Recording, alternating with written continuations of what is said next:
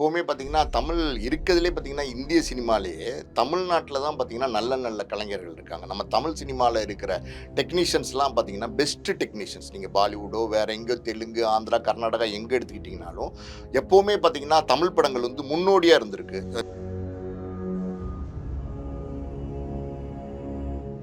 Tamil cinema எந்த காலத்திலுமே நல்ல படைப்புகள் குடுத்துருக்காங்க. அதனால அந்த அவார்ட் அப்படின்றது எந்த காலத்திலுமே தமிழ் சினிமாக்கு நெறைய அவார்டுகள் வந்திருக்கு. இந்த வருஷம் ஒரு 10 அவார்டுக்கு வந்திருக்கு அப்படின்னும்போது, அது ரொம்ப பெருமைப்பட வேண்டிய விஷயம். ரொம்ப ரொம்ப மகிழ்ச்சியான விஷயம். ஒரு அடிதடி எல்லாமே கலந்த ஒரு படம். அதுல வந்து பெருசா அதுக்குள்ள ஏதாவது சமூக கருத்து இருக்கா அப்படின்னா, நிச்சயமா கிடையவே கிடையாது. ராயனுக்கு வந்து ஒரு சிறந்த படம் குடுத்துருக்காங்க அப்படின்னா, அது எப்படி எந்த பேசிஸ்ல அத குடுத்தாங்க? அந்த கதை வந்து உயிரோட்டத்தோட இருந்தது. அந்த படம்லாம் என்ன என்ன குறைச்சல் அந்த படத்துல? அந்த படத்துல என்ன தகுதி இல்ல அந்த படத்துக்கு? ஸோ அப்படிப்பட்ட படங்களுக்கு அவார்டு குடுக்காம, இப்படி ராயனுக்கு அவார்டு குடுக்கும்போது, அது நிச்சயமா சந்தேகத்த கிளப்புது. ஸோ இது ஏதோ லாபி இருக்கா அப்படின்னா,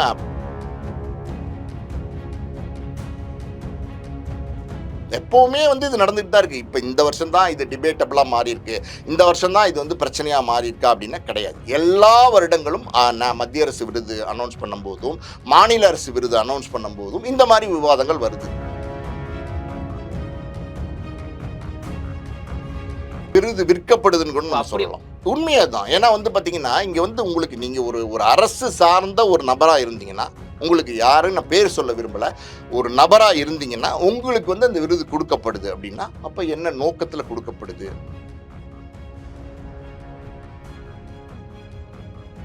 ஆனா, அதே நேரத்துல பார்த்தீங்கன்னா, இந்த நம்ம கேப்டன் மில்லருக்கு குடுக்கப்பட்டதோ, இல்ல வந்து பார்த்தீங்கன்னா, ராயனுக்கு குடுக்கப்பட்டதோ, ஏன் அமரன் நல்ல படம் கிடையாதா? அமரன் நல்ல படம் கிடையாது. ஆகச் சிறந்த படம் தானே. அப்புறம் ஏன் அமரனுக்கு குடுக்கல? ஏன்னா கலா மாஸ்டர் பல படங்கள், நூத்துக்கணக்கான படங்களுக்கு டான்ஸ் மாஸ்டரா இருந்திருக்காங்க. ஆனா, ஒரு தேர்வு, ஒரு படத்தை சிறந்த படமா தேர்ந்தெடுக்கிறதுக்கான அந்த குவாலிட்டி கலா மாஸ்டருக்கு இருக்குமா அப்படின்னா, அது சந்தேகம் தான். நீங்க யாருக்கோ இது வந்து விலைக்கு விற்கப்படுதா, இல்ல யாருக்கோ இந்த அவார்டு குடுக்கப்படுதா அப்படின்னா, அந்த சந்தேகங்கள் வர மாரி நீங்க அவார்டு குடுத்தீங்கன்னா,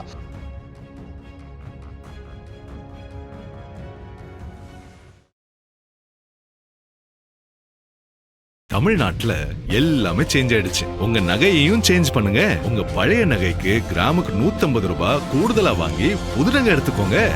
அதே கம்மி சேதாரம் தான் உங்க லலிதால மட்டும்தான். சிட்டாசிஸ் தமிழர் 4.0 அணிகளாய் திரள்வோம், அமைப்பாய் உயர்வோம். ஜூலை 24-25 ஹில்டன், சென்னை. கிங் டிவி நேயர்கள் அனைவருக்கும் வணக்கம். இன்னைக்கு நம்ம இன்டர்வியூல நம்முடன் இணைஞ்சிருக்க சிறப்பு விருந்தினர் ஆஸ்கார் மூவிஸ் தயாரிப்பாளர் திரு பாலாஜி பிரபு அவர்கள். வாங்க பேசுவோம். சார் வணக்கம் சார். வணக்கம். சார், 72வது தேசிய விருதுகள் வழங்கும் கமிட்டி வந்து இந்த வாட்டி வந்து தமிழ் சினிமாவுக்கு 10 விருதுகளை அள்ளி கொடுத்துருக்காங்க. முதல்ல ஒரு தயாரிப்பாளர் நீங்க எப்படி பாக்குறீங்க சார்? நல்ல விஷயம் தானே. 10 விருது நம்ம தமிழ் படத்துக்கு குடுத்துருக்காங்கங்கிறது ரொம்ப நல்ல விஷயம் தான். எப்பவுமே பார்த்தீங்கன்னா, தமிழ் இருக்கிறதுலே பார்த்தீங்கன்னா, இந்திய சினிமாலேயே தமிழ்நாட்டில தான் பார்த்தீங்கன்னா, நல்ல நல்ல கலைஞர்கள் இருக்காங்க. நம்ம தமிழ் சினிமால இருக்கிற டெக்னீஷியன்ஸ்லாம் பார்த்தீங்கன்னா, பெஸ்ட் டெக்னீஷியன்ஸ். நீங்க பாலிவுட்டோ, வேற எங்கேயோ தெலுங்கு, ஆந்திரா, கர்நாடகா எங்க எடுத்துக்கிட்டீங்கனாலும், எப்பவுமே பார்த்தீங்கன்னா, தமிழ் படங்கள் வந்து முன்னோடியா இருந்திருக்கு. நீங்க வந்து ஒரு சங்கர் மாரி ஒரு படைப்பாளி, ஒரு மணிரத்னம் மாரி ஒரு படைப்பாளி, இதெல்லாமே வந்து தமிழ் சினிமாலேருந்து வந்தவங்க தான். இளையராஜா மாரி ஒரு கிரேட் ஜீனியஸ் இசையமைப்பாளர் வேற எந்த சினிமாலயாவது நீங்க தேடி கண்டுபிடிக்க முடியுமா? உலக சினிமால கூட நீங்க கண்டுபிடிக்க முடியாது. அப்படி ஒரு படைப்பாளி, அதுவும் வந்து தமிழ் சினிமாலேருந்து வந்தவர் தான். அதே மாரி பார்த்தீங்கன்னா, ஏஆர் ரஹ்மான். ஏஆர் ரஹ்மான் அவர் ஒரு பெரிய சாதனையாளர். அதில எந்த சந்தேகமும் இருக்க முடியாது.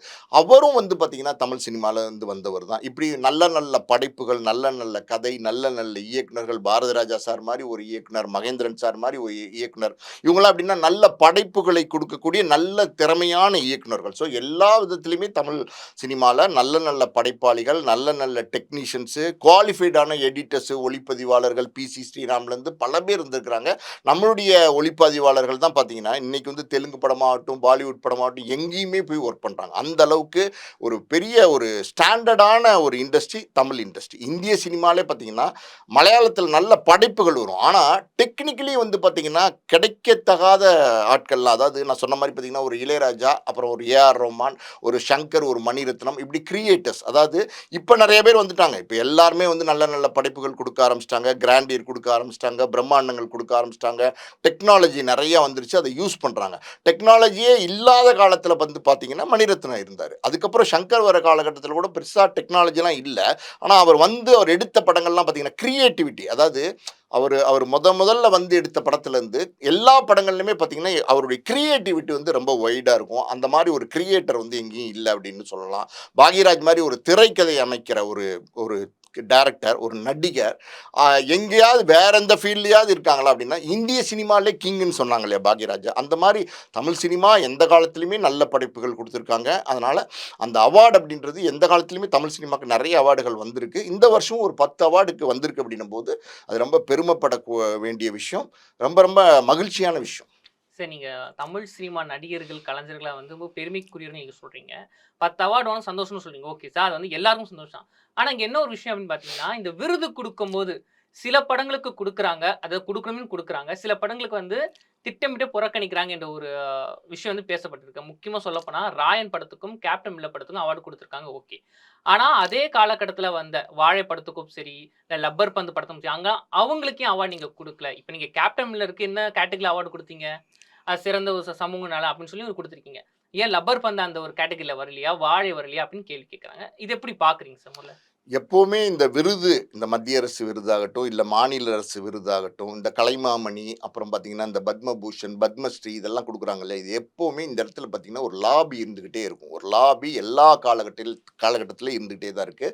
நல்ல படைப்புகளுக்கு விருது கொடுக்கணும், அதான் நியாயம். சரியான படைப்புகளுக்கு விருது கொடுக்கணும், அதான் நியாயம். இந்த வருஷம் பார்த்தீங்கன்னா தமிழில் வந்து சிறந்த படம் ராயன்னு செலக்ட் பண்ணியிருக்காங்க. ராயன் வந்து உண்மையாலுமே சிறந்த படமா அப்படின்னா நல்ல படம் அப்படின்னு நம்ம சொல்லலாம். கமர்ஷியல் படம், பெருசாக அதில் வந்து வேற என்ன அதில் கருத்து, சமூக கருத்து என்ன அந்த படத்தில் இருக்குது, அதில் என்ன சொல்லியிருக்காங்க. அது வந்து தனுஷ் வந்து ஒரு ஃபாஸ்ட் ஃபுட் கடை வச்சுருக்காரு. அதில் வந்து பார்த்திங்கன்னா எப்படி சிக்கன் ஃப்ரைட் ரைஸும் சிக்கன் நூடுல்ஸும் இந்த எப்படி தந்தூரி சிக்கனு அதெல்லாம் போட்டு கொடுக்குற ஒருத்தர், அது சுற்றின ஒரு 2 தம்பிங்க ஒரு தங்கச்சி அப்படின்னு பின்னப்பட்ட ஒரு கதையாக இருந்தால் கூட அதுக்குள்ளே அந்த கதை வந்து ஒரு கமர்ஷியல் கதை, முழுக்க முழுக்க ஒரு கமர்ஷியல் நோக்கத்தில் எடுக்கப்பட்ட ஒரு அடிதடி எல்லாமே கலந்த ஒரு படம். அதில் வந்து பெருசாக அதுக்குள்ளே ஏதாவது சமூக கருத்து இருக்கா அப்படின்னா நிச்சயமாக கிடையவே கிடையாது. ராயனுக்கு வந்து ஒரு சிறந்த படம் கொடுத்துருக்காங்க அப்படின்னா அது எப்படி எந்த பேசிஸில் அதை கொடுத்தாங்க, எப்படி அந்த படத்தை தேர்ந்தெடுத்தாங்க அப்படிங்கிற கேள்வி நிச்சயமாக வரதான் அது ஆடிஷன் சொல்றாங்க சார். தனுஷ் அவர்கள நாங்க பெஸ்ட் ஆக்ட் நாங்க ஏத்துக்கிறோம். ஆனா நல்ல ஒரு டைரக்டர் நாங்க ஏத்துக்கவே முடியும். நீங்க இந்த படத்துக்கு சிறந்த படம் எப்படி குடுக்குறீங்க? மக்களும் கேள்வி கேட்கறாங்க. நிச்சயமா தனுஷை பொறுத்த வரைக்கும் நல்ல இயக்குனர்னு நம்ம சொல்லவே முடியாது, எந்த காலத்துலையுமே சொல்ல முடியாது. ஆனால் தனுஷ் வந்து எல்லாருமே விமர்சனம் பண்ணுறது என்னன்னா நல்ல நடிகர், அதில் எந்த சந்தேகமே கிடையாது. தனுஷ் வந்து ஆகச்சிறந்த நடிகர், பெஸ்ட் பெர்ஃபார்மர். அதாவது ஒரு சினிமாவில் இந்த தனுஷ் மாதிரி நடிகர்கள் கிடைக்கிறதுங்கிறது அரிது. ஸோ அப்படிப்பட்ட ஒரு நடிகர் தனுஷ் அப்படின்னா அவருக்கான எல்லா அதாவது அங்கீகாரத்தையும் அடைந்த ஒரு மனிதன். இன்னைக்கு வந்து தமிழ் சினிமா, பாலிவுட், ஹாலிவுட் எல்லா பக்கம் போகிறார் அப்படின்னா அவருடைய திறமை, தனுஷோட திறமை, நடிப்பு திறமை, அந்த அளவுக்கு நின்று பேசக்கூடிய திறமை அவர்கிட்ட இருக்குது. அதில் மாற்றுக்கிறது நம்ம சொல்ல முடியாது. ஆனால் அதே நேரத்தில் பார்த்தீங்கன்னா எப்படி ராயன் படத்துக்கு வந்து சிறந்த படம்னு கொடுக்க முடியும், அப்படி கொடுத்தா அது சரியாக வருமா? நிறைய விமர்சனங்கள் இன்னைக்கு வந்திருக்கு இந்த படத்துக்கு சிறந்த படம்னு கொடுத்ததுனால. என்ன காரணம் அப்படின்னா இதே ஆண்டில் வந்த வேறு படங்கள், அதாவது வந்து நீங்கள் எடுத்துக்கிட்டிங்கன்னா அதாவது தங்கலான்னு ஒரு படம் வந்துச்சு. அந்த படம் பார்த்தீங்கன்னா விக்ரம் வந்து பிரமாதமாக நடிச்சிருப்பார். 3 வேடங்கள், அதாவது ஒரு பேரன், அப்புறம் அப்பா, தாத்தா, 3 ஜெனரேஷன் வெவ்வேறு நடிப்பை காமிச்சிருப்பாரு. வேற நடிப்பை காமிச்சிருப்பாரு. இந்த மாதிரி ஒரு ஒரு ஒரு அற்புதமான ஒரு படம். அது பெருசாக கமர்ஷியல் வெற்றி அடையலை அப்படிங்கிறது வேற. கமர்ஷியல் வெற்றி, ஒரு அவார்டு கொடுக்கறதுக்கு கமர்ஷியலாக வெற்றி இருக்கணுங்கிறது தகுதியே கிடையாது. அது இல்லாமல் பார்த்தீங்கன்னா வாழையை பொறுத்த வரைக்கும் பார்த்தீங்கன்னா அருமையாக ஒரு வாழ்வியல், அதாவது ஒரு வாழை கிராமங்களில் வாழைத்தோப்பில் அதை அறுவடை பண்ணி அங்கே வேலை பார்க்குற அங்கே மக்களுடைய வாழ்க்கையை வந்து ரொம்ப அழகாக, ரொம்ப தத்துருவமாக, ரொம்ப யதார்த்தமாக கதை சொல்லியிருந்தார் மாரி செல்வராஜ். அவருக்கு கொடுத்துருக்கலாம். ஜமா படம் வந்துச்சு, ஜமா கொடுத்துருக்கலாம். கொட்டுக்காளி படம் வந்து சூப்பர் படம். உண்மையாலுமே பார்த்தீங்கன்னா ரொம்ப நல்ல படம், பெஸ்ட் படம். இல்லை, அங்கேயும் ஒரு சந்தேகம் வருது. கொட்டுக்காளி நீங்கள் ஒரு படம் எடுத்துட்டீங்கன்னா கிட்டத்தட்ட 72க்கும் மேலே அவார்ட்ஸை வந்து உலகளாவில் வாங்கிடுச்சு. ஆனா இந்திய சினிமா ஏன் ஒரு அவார்டு கூட அது வந்து செலக்ட் ஆகல? என்னன்னு ஒரு கேள்வி வருதுல சார். இது எப்படி புரிஞ்சுக்க முடியல? அதுதான் சொல்றேன், கொட்டுக்காளிக்கு அவார்டே கொடுக்கப்படல, தங்கலானுக்கு அவார்டே கொடுக்கப்படல, வாழைக்கு அவார்டே கொடுக்கப்படல, இதெல்லாமே தவிர்க்கிறாங்க. அது இல்லாமல் பார்த்தீங்கன்னா அந்த லப்பர் பந்துங்கிற கதை வந்து பார்த்தீங்கன்னா அவ்வளோ பிரமாதமாக அந்த கதையை சொல்லியிருப்பாங்க. ஒரு ஏற்ற தாழ்வை பற்றி போகிற போக்கில் சொல்லியிருப்பாங்க. அதாவது அதுக்காண்டி வந்து சீன்ஸ் வைக்காம அது வந்து பார்த்தீங்கன்னா அங்கங்கே பஞ்ச் பண்ணி சொல்லியிருப்பாங்க. அந்த வசனங்கள் ஆடியன்ஸ் கிட்ட கிளாப் வாங்குச்சு. அந்த அளவுக்கு வந்து ஒரு யதார்த்தமான கதையம்சத்தை படமாக்கி சொன்ன அந்த இயக்குனர் அவருக்கு வந்து அவார்டு கொடுக்கல. அந்த படங்கள்லாம் டோட்டலாவே ஏன் சார் அப்ப நிராகரிக்கப்பட்டது. மாரி செல்வராஜ் அவர்களும் ரஞ்சித் அவர்களும் பேச அரசியல் வந்து இந்த விருதுக்கு சரியில்லைங்களா? மாரி செல்வராஜும் ரஞ்சித்தும் அரசியல் பேசக்கூடாதா? அவங்க அதான் பேசுற அதான் அரசியல் கேக்குறேன். சரியான அரசியலா தானே இருக்கு. தவறான ஒரு அரசியல் பேசினா அங்க நம்ம அப்ப விமர்சனம் அந்த பண்ணலாம். கமிட்டிக்கு அது மாரி பிடிக்கலையா? செல்வராஜை பொறுத்த வரைக்கும் நல்ல நல்ல படங்கள் எடுக்கிறார். அவர் எடுத்துக்கிட்டு இருக்கிற ஒவ்வொரு படங்களும் எடுத்தீங்கன்னா நல்ல தரமான படங்களை, ரொம்ப ஒரு கதை எடுத்துக்கிட்டா அது தெளிந்த நீரோடை மாதிரி வந்து கதை சொல்றாரு. நல்ல நல்ல டெக்னீஷியன் மட்டும் கிடையாது, நல்ல கிரியேட்டர், நல்ல படைப்பாளி. அதே மாதிரி தான் ரஞ்சித் எடுத்த படங்கள் எல்லாமே எடுத்து பார்த்தீங்கன்னா சில விமர்சனங்கள் இருக்கு, இல்லைன்னு நம்ம சொல்ல முடியாது மாரி செல்வராஜ் ரஞ்சித் மேல. ஆனா அந்த விமர்சனங்களை தாண்டி பார்த்தீங்கன்னா அவங்களுடைய படைப்புன்னு நீங்க போய் பார்த்தீங்கன்னா அந்த படைப்புகள் ரொம்ப சரியானதாகவும் ஒரு நியாயமான படைப்புகளாக தான் கொடுத்துட்டு வராங்க. எல்லா படைப்புகளும் நீங்க எடுத்து பார்த்தீங்கன்னா நல்ல நல்ல படைப்புகள் கொடுத்துட்டு வராங்க. சார்பட்டா பரம்பரையிலலாம் என்ன குறைச்சல் நீங்க சொல்ல முடியும்? சார்பட்டா பரம்பரைங்கிறது ஒரு அற்புதமான படைப்பு. அது வந்து ஓடிடியில் வந்துச்சுன்னு நினைக்கிறேன். வாழ்வு யதார்த்தத்தை அழகா சொல்லியிருப்பாங்க. அது ரொம்ப பிரமாதம். அதான் சொல்றேன்ல, ஒரு கதையை வந்து நேர்த்தியா சொல்லக்கூடிய அந்த திறமை மாரி செல்வராஜுக்கும் இருக்கு, அதே நேரத்தில் பார்த்தீங்கன்னா ரஞ்சித்துக்கும் இருக்கு. இன்னைக்கு இருக்கிற படைப்பாளி ஏன் நீங்க லப்பர் பந்து இயக்குனர் எடுத்துக்கங்களேன், அவர் அருமையா அந்த கதையை வந்து ரொம்ப யதார்த்தமா, அதே நேரத்தில் பார்த்தீங்கன்னா கமர்ஷியலா இருக்கிற மாதிரி அப்படியே வந்து ஒரு ஒரு கிராமத்தில் நடக்கிற ஒரு கிரிக்கெட்டை பத்தி, அதுக்குள்ள உள்ள ஏற்றத்தாழ்வை பத்தி எல்லாத்தையும் ரொம்ப தெளிவா சொல்லியிருப்பாரு. ஸோ இது கொட்டுக்காளி படத்தை வந்து அவங்க அது அது வந்து அந்த கதையெல்லாம் பார்த்தீங்கன்னா மதுரை பக்கம் நிறைய நடக்குது. அந்த மாதிரி ஒரு அந்த பெண்ணுக்கு உளவியலா இருக்கிற பிரச்சனை, அதை விட்டுட்டு வேற என்னென்னமோ சொல்லி திசை திருப்புறதுன்னு இருக்கு பார்த்தீங்களா, அந்த மாதிரி திசை திருப்புறாங்கிறத மையப்படுத்தி ஒரு ஒரு படம் வந்து கொட்டுக்காளியில் சொல்லியிருந்தாங்க. ஜமா படம் நான் பார்த்தேன். ஜமா படம் பார்த்தீங்கன்னா அந்த கலைஞர்கள், அந்த கூத்து கட்டுற கலைஞர்கள் பற்றி அற்புதமாக அந்த கதையை வந்து சொல்லியிருந்தாங்க. ஸோ இப்படி நல்ல நல்ல படங்கள், அதான் சொல்கிறேன்ல, இந்த படங்கள் எல்லாமே பார்த்தீங்கன்னா நல்ல வரிசையில் வந்த படங்கள். அயோத்தி படத்தோட ஒரு சிறந்த படம் வேணுமா? அதில் கமர்ஷியல் கிடையாது, ஆட்டம் கிடையாது, பாட்டம் கிடையாது, கிராஃபிக்ஸ் கிடையாது, ஏஐ கிடையாது, எதுவுமே கிடையாது. ஆனால் அந்த கதை வந்து மக்களோட போய் கனெக்ட் ஆச்சு. ஒரு நம்ம இங்கேருந்து எப்படி போய் காசிக்கு போகணும்னு ஆசைப்படுறோம். நம்ம இங்கே தமிழ்நாட்டில் இருக்கிறோம் இல்லையா, நம்மெல்லாம் பார்த்தீங்கன்னா காசிக்கு போகணும், அங்கே எப்பயாவது ஒரு தடவையாவது போய் வழிபட்டுறணும், அந்த கங்கையில் குளிக்கணும் அப்படின்னு ஆசைப்படுறோம் இல்லையா. அந்த மாதிரி பார்த்தீங்கன்னா இங்கே வந்து காசியில் நார்த்தில் இருக்கிறவங்க பார்த்தீங்கன்னா நம்ம ராமேஸ்வரத்துக்கு வர்றதுக்கு ஆசைப்படுறாங்க. ட்ரெயினே இருக்குது, நீங்கள் நார்த்துலேருந்து நிறைய ட்ரெயின் ராமேஸ்வரத்துக்கு வருது. அப்படி இருக்கும்போது அது ஒரு இந்த பக்கம் காசி, இந்த பக்கம் ராமேஸ்வரம் சொல்றாங்கல்ல, காசி ராமேஸ்வரம் அப்படின்னு. அந்த மாதிரி வந்த இடத்துல ஒரு குடும்பத்துக்கு ஏற்பட்ட பிரச்சனை, அது எந்த அளவுக்கு மனிதாபிமானம் அது இன்னும் செத்து போலைங்கிறத ரொம்ப தெளிவாக பேசிச்சு அந்த படம். அந்த படம் அயோத்தி படத்தை சொல்கிறேன். எவ்வளவு யதார்த்தமா, எவ்வளவு ஒரு ஒரு அந்த கதை வந்து உயிரோட்டத்தோடு இருந்தது. அந்த படம்லாம் என்ன என்ன குறைச்சல் அந்த படத்தில் என்ன தகுதி இல்லை அந்த படத்துக்கு. ஸோ அப்படிப்பட்ட படங்களுக்கு அவார்டு கொடுக்காம இப்படி ராயனுக்கு அவார்டு கொடுக்கும்போது அது நிச்சயமாக சந்தேகத்தை கிளப்புது. ஸோ இது ஏதோ லாபி இருக்கா அப்படின்னா, பொதுவாகவே பார்த்தீங்கன்னா என்ன லாபி சார்? என்ன லாபி அப்படின்னா, எப்போவுமே அப்படின்னா ஒரு ஒரு இந்த நேஷ்னல் அவார்ட் அப்படின்றதுக்கு ஒரு சிறந்த படம், அதில் சிறந்த நடிகர் நடிகைகள் கலைஞர்களை தேர்ந்தெடுக்கிறாங்கல்ல, அந்த குழுன்னு ஒன்று இருக்குது பார்த்தீங்களா. அந்த குழுவில் எப்போவுமே வந்து எப்படின்னா நல்ல நல்ல சினிமா அறிவு சார்ந்த, சினிமா பற்றின நாலேஜ் இருக்கிற இயக்குனரோ, ரைட்டரோ, இல்லை கேமராமேனோ, டெக்னீஷியனோ, கிரியேட்டரோ, எடிட்டரோ, அவங்க தான் ஜாஸ்தியாக இருக்கணும். ஆனால் இங்கே என்ன நடக்குது அப்படின்னா, இங்கே வந்து எப்படின்னா அந்த எந்த அரசு இப்போ நடக்குதோ, அது மத்திய அரசோ மாநில அரசோ, அந்த அரசு சார்பாக, நான் மாநில அரசுன்னு சொல்கிறது இங்கே நம்ம ஸ்டேட் அவார்டு கொடுக்கும்போது அந்த அரசு சார்ந்த ஆட்கள் தான் வந்து பார்த்திங்கன்னா அந்த குழுவில் வந்து நியமிக்கப்படுறாங்க. அவங்களுக்கு சினிமா முழுசாக தெரியுமா, இந்த படைப்பில் உள்ள நுட்பம் தெரியுமா, அந்த படைப்பில் அந்த கதை என்ன சொல்லியிருக்காங்க, அந்த கரு என்ன சொல்ல வருது அப்படிங்கிறது தெரியுமா, அது நல்ல கலைஞனுக்கு தான் தெரியும், நல்ல படைப்பாளிக்கு தான் தெரியும். அது இல்லாத ஆட்களை வந்து இந்த குழுவில் போடுறாங்க. சினிமா சார்ந்த ஆட்கள் ஒரு 20% இருக்காங்க அப்படின்னா 80% நீங்கள் சினிமா சாராத ஆட்களை நீங்கள் போட்டிங்கன்னா அது எப்படி உங்களுக்கு வந்து ஒரு படத்தை தேர்ந்தெடுக்க முடியும்? ஒரு நல்ல நடிகனாக இருக்கானா, ஒரு நல்ல நடிகன் அப்படிங்கிறத தேர்ந்தெடுக்கிறதுக்கு அதுக்கு ஒரு திறமை வேணும். அது சினிமாவில் இருக்கிற கலைஞர்களுக்கு, சினிமாவில் இருக்கிற தொழில்நுட்பம் தெரிந்தவர்களுக்கு தான், அந்த நடிப்பினுடைய நுட்பம் தெரிந்தவங்க தான் தேர்ந்தெடுக்க முடியும். நீங்கள் வேற இடத்துலேருந்து அரசியல்வாதியோ இல்லை வேற ஒரு டாக்டரோ யாரோ போடும்போது அவங்களால அதை வந்து அனலைஸ் பண்ண முடியாது, அதை கண்டுபிடிக்க முடியாது அந்த திறமையை. இங்கே இப்போ என்ன நடக்குது அப்படின்னா, சினிமாவை அரசியல் ரீதியாக பார்த்து அவார்டு கொடுக்குறாங்க. நிச்சயமா அரசியல் சார்ந்து இருக்கிறாங்க பார்த்தீங்களா, அவங்களுக்கும் அவார்டு கொடுக்குறாங்க. அரசியல் சார்ந்து இருக்கிறாங்களா அவங்களுக்கும் அவார்டு கொடுக்குறாங்க. ஒரு உதாரணம் சொல்கிறேன். சொல்கிறேன் கேளுங்களேன். சரோஜா தேவி அம்மையார் இருந்தாங்க இல்லையா, அவங்க வந்து பார்த்தீங்கன்னா எவ்வளோ பெரிய லெஜெண்டு. அவங்க எத்தனை காலமாக நடிச்சுக்கிட்டு இருக்கிறாங்க, எம்ஜிஆர் காலத்துலேருந்து நடிச்சுக்கிட்டு இருக்கிறாங்க. அப்போ அவங்களுக்கு ஒரு அவார்டு வந்து கொடுக்கப்பட்டது, ஒரு கலைமாமணி அவார்டு வந்து கொடுக்கப்பட்டது. எப்போ கொடுக்கப்பட்டது? நான் யாரையும் வந்து பர்டிகுலர் பண்ணி விமர்சனம் பண்ணுறதுக்காண்டி சொல்லலை, இருக்கிற உண்மையை தெளிவுபடுத்துறதுக்காண்டி சொல்கிறேன். எப்போ கொடுக்கப்பட்டது? ஆதவன் ஒரு படத்தில் நடித்தாங்க, சூர்யாவோட நடித்தாங்கல்ல, அந்த படத்தில் நடித்தாங்க. அந்த படத்தை எடுத்த தயாரிப்பு நிறுவனம் அவங்க வந்து அந்த சென்ற அரசு சார்ந்த ஒரு தயாரிப்பு நிறுவனமாக இருந்தது. அந்த படத்தில் நடித்ததுக்கப்புறம் அவங்களுக்கு கலைமாமணி விருது கொடுக்குறாங்க. அப்போ இதுக்குள்ளே அரசியல் இருக்கா? அப்போ உங்களுக்கு அரசியல் சார்ந்தவங்களுக்கு இந்த விருது கொடுக்கப்படுதா அப்படின்னா, பல நேரங்களில் அந்த உண்மை அதுதான் கொடுக்கப்படுதுங்கிறது தான் உண்மை. அப்படி இருக்கும்போது அவங்களுக்கு அப்போ தான் வந்து கலைமாமணி விருது கொடுக்குறாங்க. எப்போ கொடுத்துருக்கணும்? நியாயமாக சரோஜா தேவிக்கு எப்போ கொடுத்துருக்கணும்? ஏன் ஜானகி அம்மையார் வந்து நம்ம பாடகி அவங்க இருக்காங்க இல்லையா, அவங்க மறைஞ்சிட்டாங்க 2 வாரத்துக்கு முன்னாடி. அவங்கள பற்றி நிறைய பேசும்போது அவங்க பத்மபூஷன் விருது வந்து திருப்பி கொடுத்துட்டாங்க 2013 கொடுத்ததை. காரணம் என்ன அப்படின்னா, அவங்க அதாவது 1957 அவங்க வந்து பாட ஆரம்பிச்சிட்டாங்க. 57 கிட்டத்தட்ட பாருங்களேன், ஒரு 60 வருஷ காலகட்டம் அவங்க பாட்டை நிறுத்திட்டாங்க. எப்போ நிறுத்திட்டாங்கன்னா 2016 பாடுறதை நிறுத்திட்டாங்க, சினிமா பாடல்கள் பாடுறதை நிறுத்திட்டாங்க. அப்போ ஒரு 10 வருஷத்தை மைனஸ் பண்ணியிருக்காங்க 2026. ஒரு 50 வருட காலகட்டத்துக்குள்ள 48,000 பாடல்கள் வந்து ஜானகி அம்மையார் பாடியிருக்கிறாங்க அந்த சிங்கர். அப்படி இருக்கும்போது அவங்களுக்கு இந்த பத்மபூஷன் அவார்டு எப்போ கொடுக்கப்பட்டிருக்கணும்? 2013 46,000 48,000 பாடல்கள் பாடினதுக்கப்புறம் அவங்க சாதனையாளராக தெரியுறாங்களா? அப்போ தான் அவங்களுக்கு கொடுக்கணுமா? அவங்க அதை வேணான்ட்டாங்க. அதாவது அவங்க என்ன சொல்கிறாங்க அப்படின்னா, எனக்கும் வயசில் கம்மி, எனக்கும் அனுபவத்தில் கம்மி, எனக்கும் கீழே சாதனை பண்ணவங்களுக்கெல்லாம் இந்த பத்மபூஷன் விருது எனக்கு முன்னாடி கொடுத்துருக்கீங்க.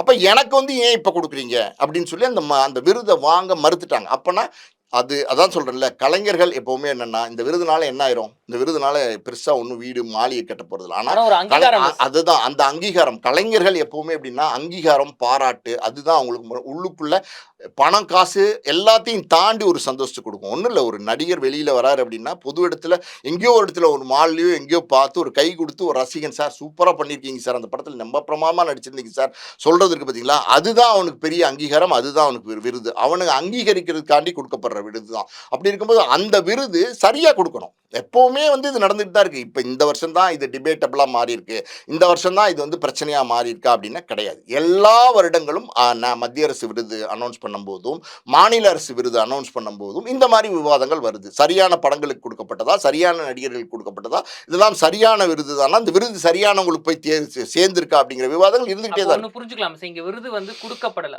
வாங்கப்படுது அப்படின்னு ஒன்று புரிஞ்சுக்கலாம். இங்க விருது விற்கப்படுதுன்னு கூட நம்ம சொல்லலாம். உண்மையாக தான். ஏன்னா வந்து பார்த்தீங்கன்னா, இங்கே வந்து உங்களுக்கு நீங்கள் ஒரு அரசு சார்ந்த ஒரு நபராக இருந்தீங்கன்னா, உங்களுக்கு யாருன்னு நான் பேர் சொல்ல விரும்பலை, ஒரு நபராக இருந்தீங்கன்னா உங்களுக்கு வந்து அந்த விருது கொடுக்கப்படுது அப்படின்னா, அப்போ என்ன நோக்கத்தில் கொடுக்கப்படுது? அப்போ உங்களை ஊக்குவிக்கிறாங்க. அப்போ உண்மையான கலைஞர்களை ஊக்குவிக்கலை. ஒன்றுமே இல்லை, நான் சொல்கிறேன், இந்த சுற்றுச்சூழல் அது பாதுகாக்கிறாங்கிற மாதிரி பார்த்தீங்கன்னா, கேப்டன் மில்லருக்கு வந்து விருது கொடுத்துருக்காங்க. அந்த விருது இப்போ கொடுத்ததுக்கப்புறம் அந்த படம் பார்த்தவங்க, நான் படம் பார்த்துட்டேன், எனக்கு அந்த படத்தில் வந்து அதில் ஒரு கருத்து இருக்குது, இல்லைன்னு சொல்ல முடியாது. ஆங்கிலேயர்களுக்கு எதிர்த்து வந்து அந்த நம்ம நாட்டு மக்களுக்கே பிரச்சனைன்னும் போது அவர் வந்து திரும்பி வரார் தனுஷுங்கிறது அந்த கருத்து உள்ளுக்குள்ள இருக்கு. ஆனா அதே நேரத்தில் பார்த்தீங்கன்னா, அந்த அளவுக்கு அந்த கருத்தை அழுத்தமா சொல்லியிருக்காங்களா, நேர்த்தியா சொல்லியிருக்காங்களான்னு கிடையாது. நான் சொல்றேன் கேளுங்க, அமரன் படத்தை வந்து அது முகுந்து வரதராஜன்ற ஒரு ராணுவ வீரோடைய உண்மையான கதை. அந்த உண்மை கதையை வந்து அந்த படம் சொன்ன விதம், அந்த படம் ஏன் இவ்வளவு கோடி கலெக்ட் பண்ணுச்சு, ஏன் மக்கள் இத்தனை மக்கள் பார்த்தாங்க, காரணம் என்னன்னா அந்த கதையை வந்து நேர்த்தியா சொல்லியிருந்தாங்க. ரொம்ப ரொம்ப நேர்த்தியா சொல்லியிருந்தாங்க. ரொம்ப தரமா, ரொம்ப தெளிவா ஒரு ஒரு கரெக்ட் விஷனோட அந்த கதையை சொல்லியிருந்தாங்க. அந்த படத்தினுடைய இயக்குனர் ராஜ்குமார் பெரியசாமிக்கு கொடுக்கப்பட்ட விருது சரியான விருது. ஆனா அதே நேரத்தில் பார்த்தீங்கன்னா, இந்த நம்ம கேப்டன் மில்லருக்கு கொடுக்கப்பட்டதோ இல்லை வந்து பார்த்தீங்கன்னா ராயனுக்கு கொடுக்கப்பட்டதோ, ஏன் அமரன் நல்ல படம் கிடையாதா? அமரன் நல்ல படம் கிடையாது, ஆகச்சிறந்த படம் தானே. அப்புறம் ஏன் அமரனுக்கு கொடுக்கல? சரி, ஓகே, தனுஷ் வந்து இதுக்கு முன்னாடியே 4 தேசிய விருது வாங்கியிருக்கிறாரு. 2 நடிகருக்கு, 2 இணை தயாரிப்பாளர்னு நினைக்கிறேன், 4க்கு வாங்கியிருக்காரு. தனுஷ்க்கு ராயன் கொடுத்துட்டீங்கல்ல, ராயன் நல்ல படம், உங்களை பொறுத்த வரைக்கும் நல்ல படம், நீங்கள் கொடுத்துட்டீங்க. அப்புறம் ஏன் மறுபடியும் கேப்டன் மில்லர் கொடுக்கணும்னு கேட்குறேன். அப்புறம் மறுபடியும் ஏன் அங்கே வந்து சிறந்த நடிகர்னு ஒரு சிறப்பு பரிசு தனுஷ் கொடுக்கணும்னு நினைக்கிறீங்க? 3 அவார்டு வந்து தனுஷ் சார்ந்தே கொடுத்துருக்கு. இது கொடுத்ததுனால தான் நமக்கு சந்தேகம் வருது. நீங்க ஏதோ ஒன்று கொடுத்துருக்கீங்க. அது கலாமாசமும் விளக்கம் கொடுத்தேன். நாங்கள் வந்து 400 படங்களை பார்த்துட்டு தான் நாங்க வந்து யாருக்கு அவார்டு கொடுக்க வேண்டும் பல கட்டங்கள் முடிவு பண்ணி தான் அங்க கொடுக்குறோம் அப்படின்னு கலா மாஸ்டர் அவர்கள் சொல்லியிருக்காங்களா சார். அதுக்கு மக்கள் என்ன சொல்றாங்கன்னா, அப்போ வந்து சிறந்த படம் சிறந்த இயக்குனர் பாக்குறதுக்கு முன்னாடி இவங்க சிறந்த நடுவரா பார்த்துட்டு போடுங்க அப்படின்னு சில கான்ட்ரவர்சிலாம் வந்துச்சுல்ல சார், அதை பத்தி சொல்லுங்க. நான் தான் சொல்றேன்ல, சிறந்த நடுவரா போடுறாங்கன்னா சிறந்த நடுவரா தேர்வு செய்ய படவில்லைங்கிறது தான் உண்மை. சரியான ஆட்கள் வந்து அங்க இல்லைங்கிறது தான் உண்மை. ஒரு சினிமா படத்துக்கு விருது சரி. கொடுக்கும்போது அந்த சினிமா துறையை சார்ந்தவங்களுக்கு தான் அந்த விருது அந்த தேர்வு குழுவில் போடணும். அந்த சினிமா துறை சார்ந்த ஒரு இயக்குனர், ஒரு எழுத்தாளர், ஒரு எடிட்டர், ஒரு கேமராமேன், ஒரு டான்ஸ் மாஸ்டர். கலா மாஸ்டர் நான் விமர்சனம் பண்ணல. கலா மாஸ்டருக்கு சினிமாவே தெரியாது அப்படின்னு நான் சொல்லவும் இல்லை, சொல்லவும் மாட்டேன். ஏன்னா கலா மாஸ்டர் பல படங்கள், நூற்றுக்கணக்கான படங்களுக்கு டான்ஸ் மாஸ்டராக இருந்திருக்காங்க. ஆனால் ஒரு தேர்வு, ஒரு படத்தை சிறந்த படமாக தேர்ந்தெடுக்கிறதுக்கான அந்த குவாலிட்டி கலா மாஸ்டருக்கு இருக்குமா அப்படின்னா அது சந்தேகம்தான். அது சந்தேகம்தான் அப்படின்னு நம்ம ஏன் சொல்கிறோம் அப்படின்னா, அப்போ அவங்க சொல்கிறாங்க ராயன் நல்ல படம்னு சொல்கிறாங்க, 400 படம் பார்த்துருக்கேன்னு சொல்கிறாங்க. ஒரு வருஷத்துக்குள்ள 400 படம் முதல்ல பார்க்க முடியுமா? இந்த கேள்வி வருது. 400 படம் பார்க்க முடியுமா அப்படின்னா அது ரொம்ப கஷ்டம். 400 படத்தை பார்த்து நீங்கள் ராயன் படம் தான் நல்ல படம்னு சொன்னால் அப்போ மற்ற படங்கள்லாம் என்னாச்சு? 400 படத்துலேயே உங்களுக்கு ராயன் தான் நல்ல படமா? ஒண்ணு கூட தங்கலானு வரலையா, வாழை வரலையா? அதுதான் நான் கேட்குறேன். இதுக்கெல்லாம் அவார்டே கொடுக்கப்படலையே. இந்த வாழைக்கோ, தங்கலானுக்கோ, கொட்டுக்காளிக்கோ, இல்லை வந்து ஜமாக்கோ, இல்லை வந்து பார்த்தீங்கன்னா அயோத்திக்கோ, லப்பர் பந்துக்கோ அவார்டே கொடுக்கப்படாமல் இருக்கே. இதுக்கே இப்படி சொல்றீங்கன்னா, கூழாங்கன்னு ஒரு படம் வந்துல்ல சார், அந்த படத்தை வந்து ஆஸ்கார் மூவிஸ்க்கு வந்து ஆஸ்கார் அவார்டுக்கு வந்து இந்திய கவர்மெண்ட்டே வந்து ரெப்ரசென்ட் பண்ணாங்க.